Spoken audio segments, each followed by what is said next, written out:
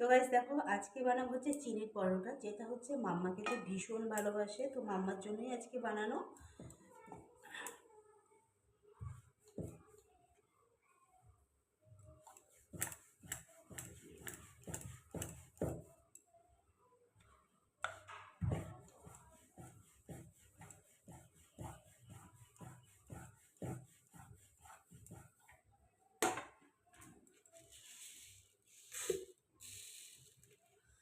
তো আমি দেখো চিনিটা দিয়ে দিলাম। তো চারিপাশে আমি ঘুরিয়ে ঘুরিয়ে দেবো। একটা সাইডে দিলে কী হবে বলো তো, যখন আমি এটাকে ভাজ করে বেলতে যাবো না, তখন চিনিটা পুরো একটা সাইডেই থাকবে। আর যদি আমি চারিপাশে ছড়িয়ে দিই, পুরোটার মধ্যে ছড়িয়ে দিই, তাহলে চিনিটা পুরো পরোটার মধ্যেই থাকবে।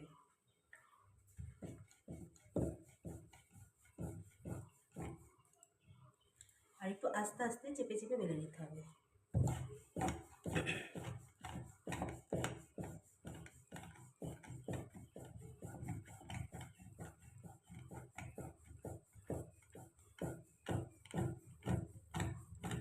দেখো, হয়ে গেল আমার চিনির পরোটা।